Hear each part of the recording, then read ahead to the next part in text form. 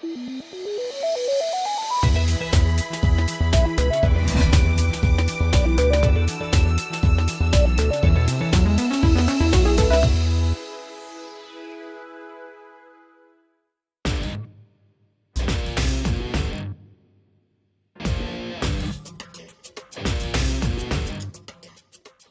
suis Mathieu Naud, meilleur TSA entrepreneur. Transmettre de l'information aux gens qu'ils ne connaissaient pas, faire de l'éducation. Ça, c'est vraiment le côté qui me passionne vraiment. Faire découvrir aux gens des choses qu'ils ne savaient pas. Leur permettre de vivre des expériences comme un contact avec les animaux qu'ils n'auraient jamais eu la chance d'avoir si ça n'aurait pas été que quelqu'un se présente avec des animaux exotiques. Ça, c'est vraiment le bout que j'adore. En ce moment, Monsieur Reptile se promène. Monsieur Reptile, c'est Mathieu. C'est aussi le nom de l'entreprise. Dans le fond, c'est les enfants qui l'ont appelé de même. Nous, notre mission, elle est éducative. On va servir de 4 grands services pour pouvoir rencontrer les gens et tout ça. C'est-à-dire, il y a le service d'animation. Il y a le service d'exposition, c'est pour festivals et événements. Tu as le service de conférence, que dans le fond, c'est pour des groupes plus ciblés, où il va venir présenter la matière sur demande. On a des conférences déjà de préétablies, mais sur demande, il peut en monter. Et le 4e service, c'est le service de formation qui va s'adapter plus aux écoles, mais pour des groupes spécifiques, c'est-à-dire les techniciens animales qui sont au niveau collégial, qui vont manipuler des reptiles, qui vont pouvoir faire voir un paquet de choses par rapport à ces animaux exotiques-là avant d'arriver en clinique.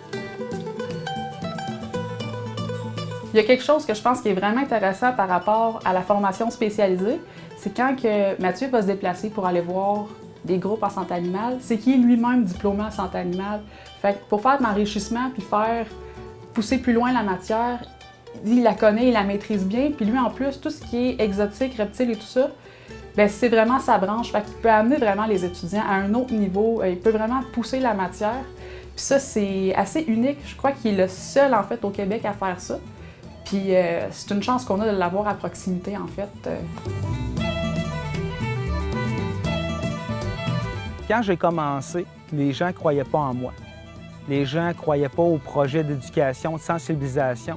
Puis de voir qu'aujourd'hui, que les gens me suivent nos activités, de voir qu'on a une récompense aujourd'hui, je pense que c'est un accomplissement. Pour moi, ça me rend vraiment fier. Surtout le prix entrepreneur que je reçois aujourd'hui, ça témoigne ça. Une reconnaissance de mes pairs, TSA, moi, ça a vraiment plus de valeur qu'une reconnaissance d'affaires, de personnalité d'affaires. Nous, on aide d'autres organismes, fait qu'on a des petits réfugiés, fait qu'on a plein de trucs comme ça qui fait que, dans le fond, Mathieu, depuis longtemps, il aurait aimé avoir un zoo. Actuellement, au moment où je vous parle, on est un zoo, mais on n'est pas ouvert au public. Puis là, le big deal, c'est qu'on s'en va vers un musée du reptile.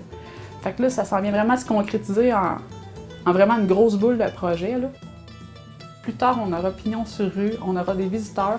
Puis l'idée, ça va être de présenter la science de l'herpétologie, qui est vraiment une belle science qui n'est pas vraiment exploitée au Québec.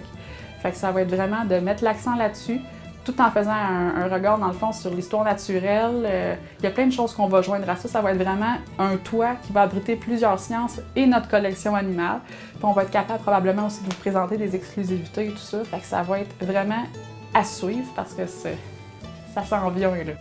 Quand je vais faire des animations ou des expositions, c'est de présenter la vie animale pas comme une forme d'entité qu'on peut garder dans une boîte puis observer, mais d'un élément qui fait partie de l'écosystème, qui fait partie de la biodiversité. Ça, ce qu'on essaie de montrer, c'est le rôle en milieu naturel, puis essayer de laisser faire ou d'oublier, défaire des mythes, défaire des légendes, faire de la sensibilisation. Ça, c'est des valeurs qu'on essaie de transmettre. Pas pour que les gens les aiment, c'est juste pour que les gens les respectent puis aient le goût de les protéger. Si tu les aimes pas, c'est pas grave.